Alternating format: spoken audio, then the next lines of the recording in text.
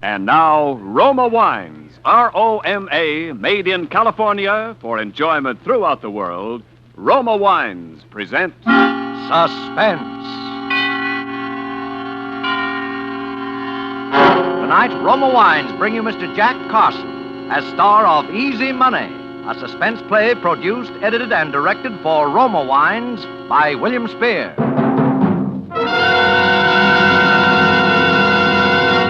Suspense, radio's outstanding theater of thrills, is presented for your enjoyment by Roma Wines. That's R-O-M-A, Roma Wines. Those excellent California wines that can add so much pleasantness to the way you live, to your happiness in entertaining guests, to your enjoyment of everyday meals. Yes, right now, a glassful would be very pleasant as Roma Wines bring you Jack Carson in a remarkable tale of Suspense.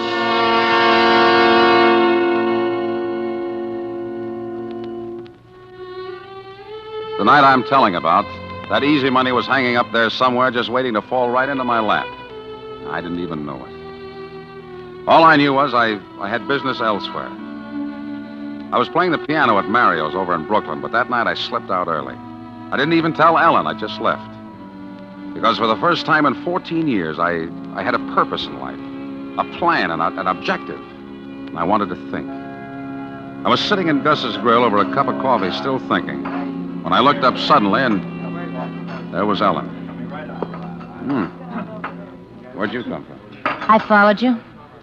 I think I'll have something to eat, too. Girl can sure work up an appetite chasing a man. Look, go away, will you? I'm depressed. That's all the more reason you need me, darling. The food here is terrible. Some of Gus's customers have to be treated for shock. Let's go somewhere else. This is the only place where my credit's still good. I stopped at your rooming house yesterday. Somebody said you had to move. If you need money, Paul, why didn't you tell me? Because I'm through taking money from you. You're only borrowing it. Look, this is a terrible blow to my pride, darling, but for the 10th time, will you marry me? Nope. Why not? It'd make me terribly happy. You'd be happy for a month and miserable for the rest of your life. Is this a kind way of telling me that you don't love me? You're never out of my mind. Why, just walking in the street, I get lonely for you. Then marry me, Paul. I'd be good for you. I'd always be nagging you and driving you to work harder and get someplace. I'm just exactly where I belong, mauling a piano at Mario's for those lecherous leg breakers. Oh, I know better. You know, a couple of times I was there when you stayed after closing. You thought you were all alone. I heard you playing. How did you ever get like this? You're imagining things. Well, you never tell me anything about yourself. Paul. When I stopped at your room yesterday, I saw something on the floor that kind of puzzled me. You did? Uh-huh. A page torn out of last week's Destiny magazine. What's so puzzling about that? It was all carefully folded. It looked like something you'd been carrying in your pocket. I thought maybe you dropped it, so I brought it along. What would I want that for? I don't know. It's just a full-page ad about the diary of Martha Lathrop that's starting next week. It says, after 10 years abroad, Martha Lathrop has just come back to America. Her authoritative books have opened the secret doors of politics. Her keen mind has alerted America on world affairs and punctured the stuffed shirts of important men. Now read the sensational story behind all her stories. Extraordinary woman. Yeah. Oh, well. You didn't answer my question yet. Which question? The only one that really interests a woman. Are you going to marry me? I'm already married. You're married? That happens to men, you know. Oh, why didn't you ever tell me, Paul? Well, because it's something that happened a long time ago. It's 14 years since I last saw her. 14 years? And you never did anything about it? Well, there was nothing I could do until now. Until Martha came back to this country. Martha? You mean this woman in the... Yeah, she's my wife. Martha Lathrop? Your wife? I'm going to see her tonight. But why? In all these years, why didn't you ever... Because sometimes marriage really seems to mean what it says. Till death do us part.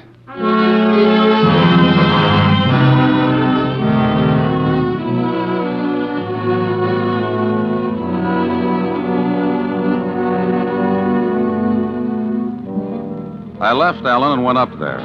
She was living in a big converted brownstone on Gramercy Place overlooking the park. The door was opened by a rough-looking character who would have been a lot more convincing as a private dick than as a butler, which is what he was apparently supposed to be. For a moment, I wondered if he knew anything about me. If this watchdog might be the one person she could have told to warn him against me. But, of course, I was wrong. Not with her pride, not her, not Martha. Yes? I want to see Miss Lathrop. You have an appointment? No, but... Then you can't see her. No, wait a minute. Without an appointment, you can't see her. Nobody can see her. Miss Lathrop is a very sick woman. Sick? The newspapers didn't say anything about it. Never mind what the newspapers said. You heard what I said. Well, look, just give her this watch. I'll wait. What about the watch? Well, just give it to her. I think she'll see me. It has her name in it. Oh. Something you found? Yeah, something I found.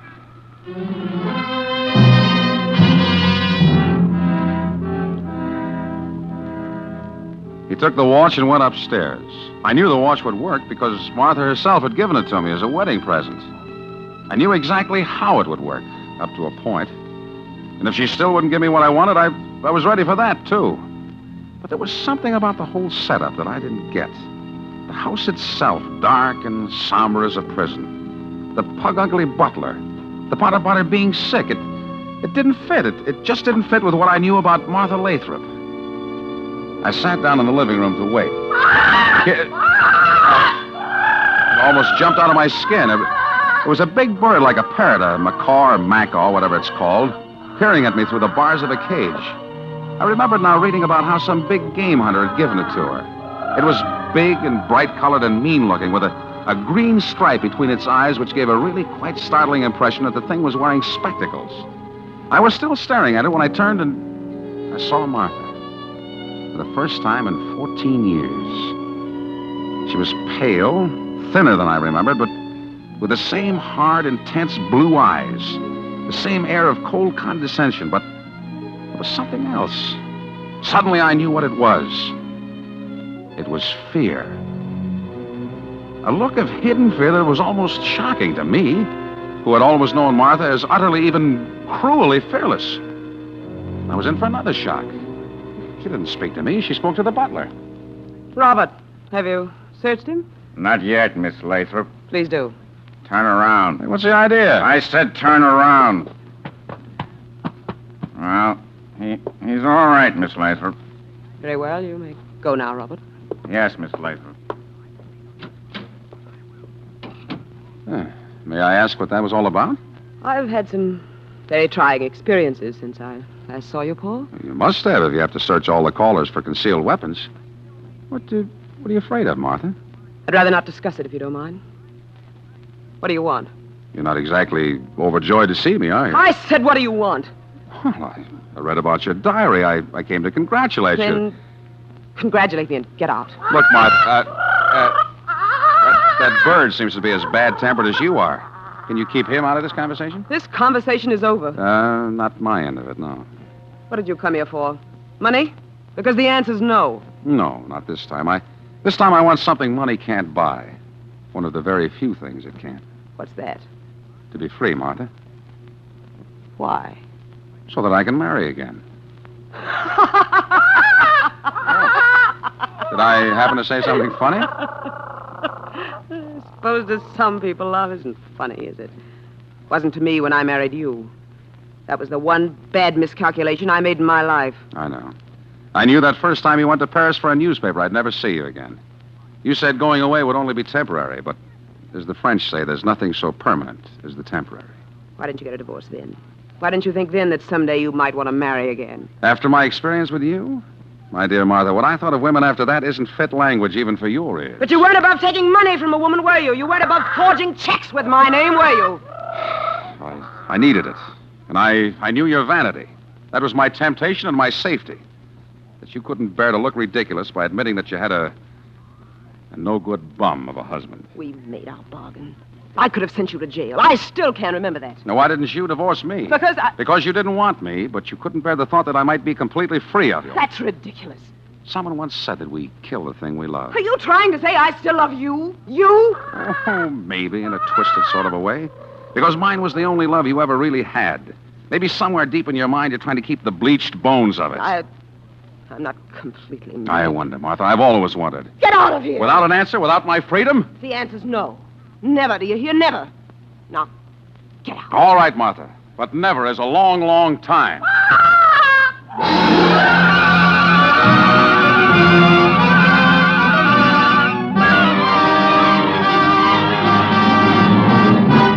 For Suspense, Roma Wines are bringing you Jack Carson in Easy Money, a radio play by Sidney Renthal. Roma Wines' presentation tonight in radio's outstanding theater of thrills, Suspense.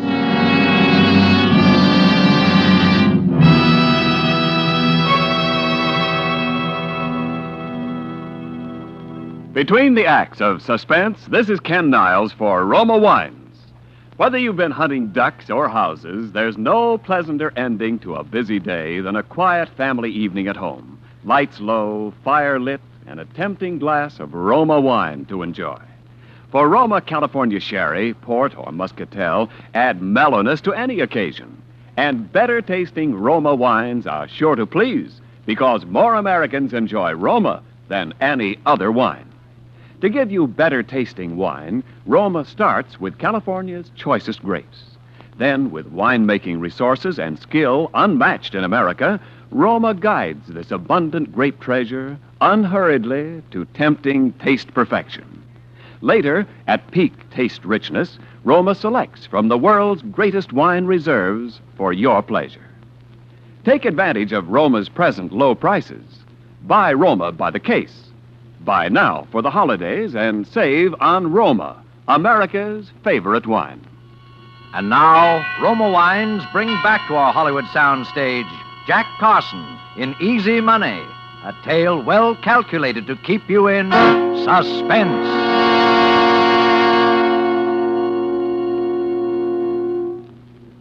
So, Martha wouldn't give me a divorce. All right, I could have stood that. But that business about sending me to jail, that was different. And I knew my Martha.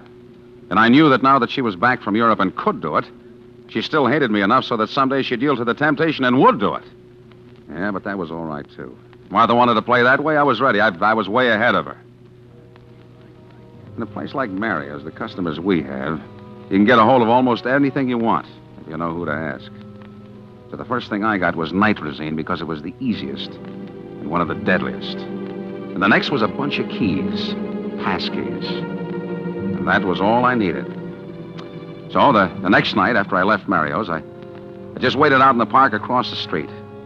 I was prepared to wait there every night for a week if I had to. But it was less than an hour. A taxi drove up in front of the house. A well-dressed, well-heeled-looking gent got out and went in. The taxi waited. In about 10 minutes, he came out again with Martha, and they drove off. A little time after that, the butler left. I walked across the street. And the third key I tried let me in the door.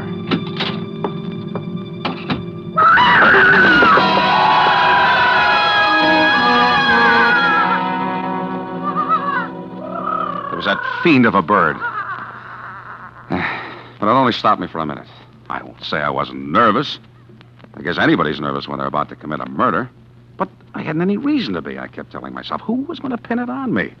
As far as anybody who knew Martha was concerned, I didn't even exist. Well, I went upstairs and found her bedroom. And on the bedside table, I found the bottle of sleeping pills, just as I expected. She'd always used them, and she was the type that always would. Very carefully, I took each little capsule apart and emptied its contents down the wash basin in the bathroom. Then I filled each one up again with nitrazine, enough to kill a horse. I was down at the bottom of the stairs again when a light went on in the vestibule. She was coming back. I had just time to slip behind one of the heavy curtains in the living room, but that was all. But Martha, to suspect me of all people... Please, Martin, I would rather not discuss it. Martha, you must realize that these obsessions are symptoms of a sick mind. I said I would rather not discuss it. Good night. She'd had a quarrel with someone. That was good. Now I knew she'd take the sleeping pills. She went directly upstairs. I waited. 5 minutes later, the butler came in. But he went straight on to his own quarters somewhere in the back of the house. So I waited some more. It seemed like hours, but I suppose it was only a few minutes. I wondered if she'd taken the sleeping pills yet. I wondered if I'd hear her when she fell. Finally, I didn't dare wait any longer. I slipped out from behind the curtain and crossed the living room. And I just closed the front door quietly behind me when a light went on inside. I pressed into a corner of the vestibule. Through the glass panel of the door, I could see Martha in a negligee coming down the stairs, and she had a bottle in her hand. The bottle of sleeping pills. For a second, I thought she must have found out somehow that she was going to call the police. Yeah, but she wasn't. Moving like a sleepwalker, she crossed the living room. She was dumping one of the pills out of the bottle into her hand, and then she stopped. She stopped in front of the cage of that bird.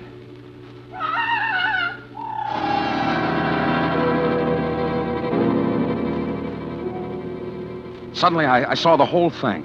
The tough butler who said she was sick and searched people for weapons, the fear behind her eyes, the man she just quarreled with about obsessions and symptoms of a sick mind.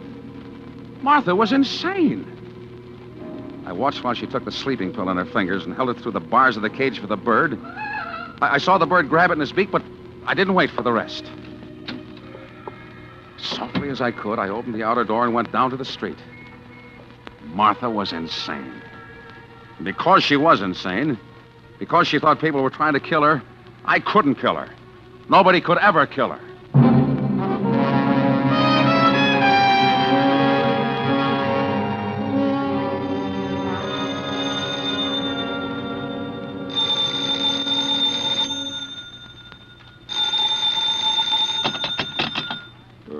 Hello. Paul, are you all right? Alan?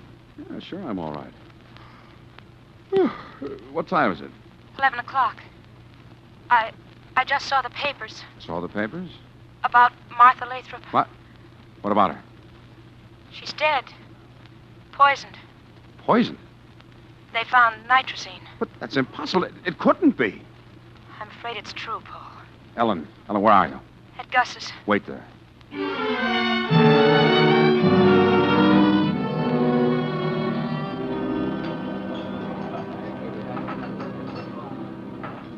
Paul, let's go away. With what? I've got a little money.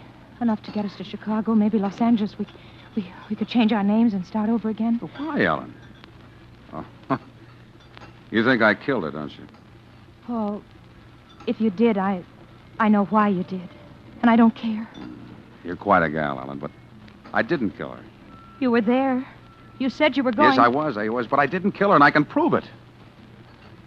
Don't you believe me? Okay, paper. Paper, here you are. Read all that extra paper. Wait a minute. Give me a couple of those. Yes, sir, here you are. All about the big murder. Murder? Yes, sir, you... Okay, pal, thanks. Paper, All right, now, Peter. Okay, take it easy, will you? I gotta make a living, too. Paul, Yeah. it wasn't you. Oh, Paul. Dr. Martin Osterman. That must have been the guy she went out with last night. And they've got him cold. They quarreled publicly, a big restaurant. She said he was trying to poison her. He'd given her the prescription for the sleeping pills that killed her. Ellen, how would you like to have some real money and earn it? Easy money. Money? This Osterman is rich, filthy rich. But, Paul... If I can prove I didn't do it, I can prove that he didn't do it.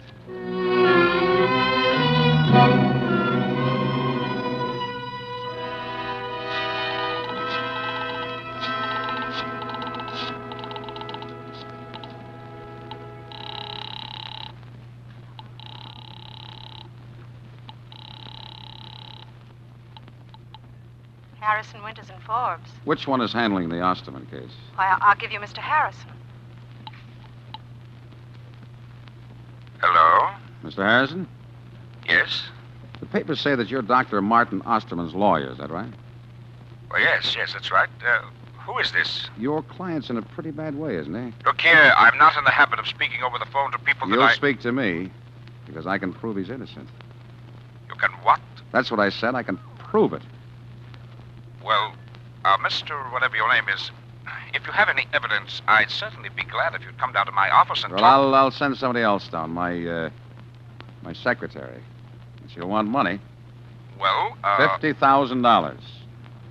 $50,000? You get in touch with Dr. Osterman and see if he doesn't think his life is worth that. What you're suggesting is not only against the law, but I don't care about the law, and I don't think Osterman will either. I'll have somebody down there in an hour. Can you arrange it by then? Well, possibly. All right. And we'll want the money in cash.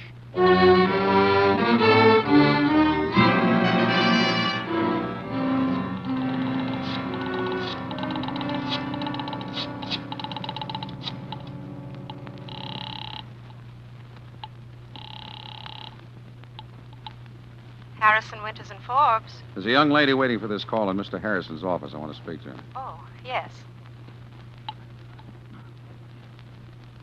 Hello? Paul, Ellen. Have they given you the money? Yes. Did you count it? Yes. All right, put Harrison on, and then start for Grand Central Station. All right, Paul. He wants to talk to you. Thank you. Hello? Mr. Harrison? Yes. All right, here's the dope. Martha Lathrop was not murdered. She committed suicide. What? Suicide? And here's the proof. She was suffering from delusions. She thought people were trying to kill her, poison her, and so on. Dr. Osman confirms that, of course. Yes, he... What he doesn't know is that it had gone so far she was trying out things she ate on that big parrot she had. The macaw? Yeah, the butler will confirm that. Anyway, she tried out those sleeping pills on the bird before she took them. And you'll find a dead bird in the house to confirm that. Good heavens. So she knew those pills were poisoned before she took them. Martha Lathrop killed herself.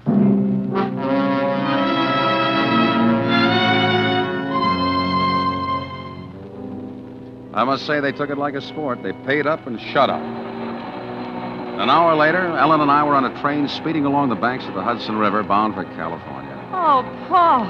$50,000. Easy money. That must be the easiest money any man ever made in his life.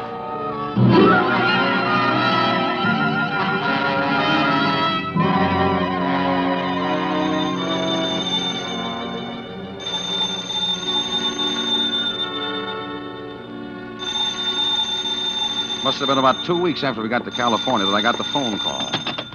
This Mr. Bentley? Yeah? My name's McNulty. I run a pet shop downtown. You must have the wrong number. Oh, no, I don't think so. I got something down here you might be interested in. A bird. A bird? Yeah, a macaw. Real beauty.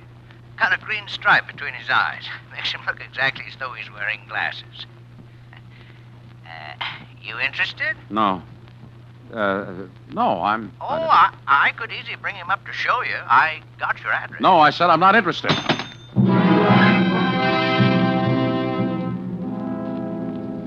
That night, I told Helen I'd found bugs in the place, so we moved. 2 nights later, I was alone, and there was a knock on the door.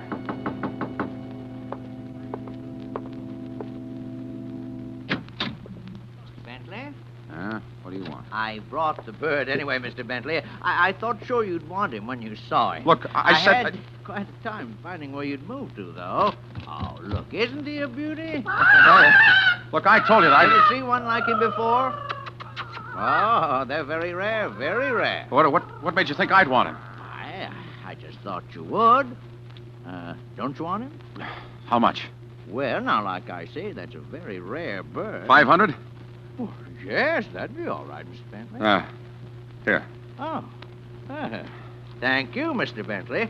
And I'm sure you'll enjoy it. Now, get out. Yes. Good night, Mr. Bentley.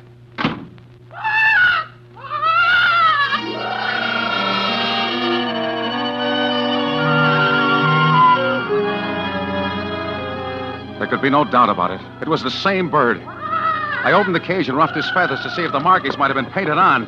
Hey! He bit me. But it was the same bird. He sat there staring evilly at me through those spectacles of his, laughing at me. I reached in the cage again and wrang his neck.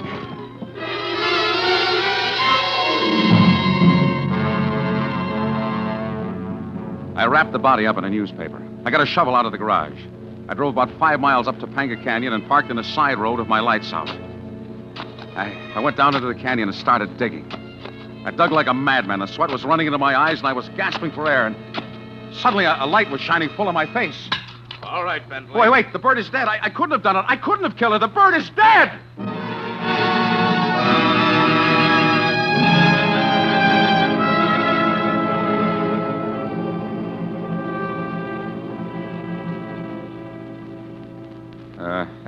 Ellen had nothing to do with it. She thought I was innocent all along. Okay, we got nothing against her. But the bird, Well, Bentley, that was what you might call psychological warfare. We knew you were guilty, though, when you bought it. I mean, the poison. Oh, we found poison, all right. Still traces on its beak and claws when we got there. But there was one thing we couldn't understand for quite a while. Dr. Ditmars of the Bronx Zoo finally tipped us off. But if Martha took the poison, I saw her give it to that bird. I saw the bird gobble it up. Why didn't it die? Yeah. You see, with this nitrazine, some birds can take that stuff by the spoonful, and it won't even faze them. You just picked the wrong kind of poison. And the wrong kind of bird.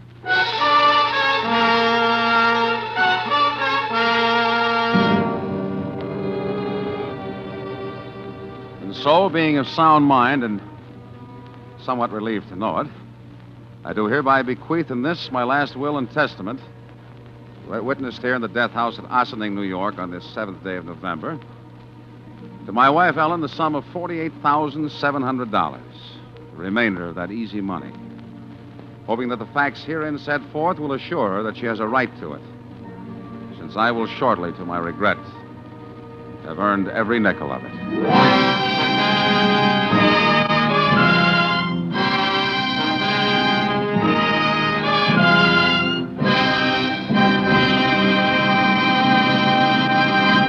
Suspense. Presented by Roma Wines, R-O-M-A, made in California for enjoyment throughout the world. This is Ken Niles presenting our suspense star of the evening, the handsomest man in Hollywood, Jack Carson. Jack, you can stop twisting my arm now. I said it. Oh, I suppose I'm not really the handsomest, just one of the best looking. Well, Jack, when it comes to looks, I'll take Hedy Lamarr. But as an actor, believe me, Jack Carson ranks with the best. Gee, thanks, Ken. I'm sorry about your arm. Oh, that's all right, Jack. My arm is still in good enough shape to give you this gift basket of fine Roma wines with the compliments of Roma, your host tonight. Wonderful. That's a grand present, Ken. My thanks to Roma. So you folks really make me feel at home. Well, Roma wine has a way of doing that, Jack. That's why your Roma gift basket includes Roma California Sherry. When friends drop in, share with them golden amber, fragrant Roma Sherry. Roma Sherry's tempting nut-like taste is the favorite of hosts and guests for afternoon or evening entertaining. And millions enjoy Roma Sherry daily as the perfect first call to dinner. I'll buy that, Ken. And, Jack, because Roma and only Roma selects from the world's greatest reserves of fine wines, Roma Sherry, like all Roma wines, is better tasting every time. Yes, no other vintner selects for your pleasure from so vast a treasure of good taste. No other vintner can equal Roma in winemaking skills and resources. No wonder more Americans enjoy Roma than any other wine. Makes sense to me, Ken. Well, I must be going. Thanks for everything, and sincerely, it's been a stimulating and exciting experience tonight for me. I never miss Suspense, and I've been looking forward to my appearance here for a long time. I hope you'll have me back again. Well, thank you, Jack. We thought you were great in your newest Warner Brothers picture, Two Guys from Milwaukee. And we'll be hearing you on your regular Wednesday night show for Campbell Soups. And give a listen to us next Thursday on Suspense. We'll have Hume Cronin as our star. I'll do that. Night. Next Thursday, same time, you will hear Hume Cronin as star of Suspense. Produced and directed by William Spear for the Roma Wine Company of Fresno, California. In the coming weeks, Suspense will present such stars as Judy Garland, Chester Morris, Olivia de Havilland, Cary Grant, Joseph Cotton, Roddy McDowell, and others. Make it a point to listen each Thursday to Suspense, radio's outstanding theater of thrills. Suspense is broadcast from coast to coast and to our men and women overseas by shortwave and through the worldwide facilities of the Armed Forces Radio Service. Stay tuned for the thrilling adventures of the FBI in peace and war, following immediately over most of these stations. This is CBS, the Columbia Broadcasting System.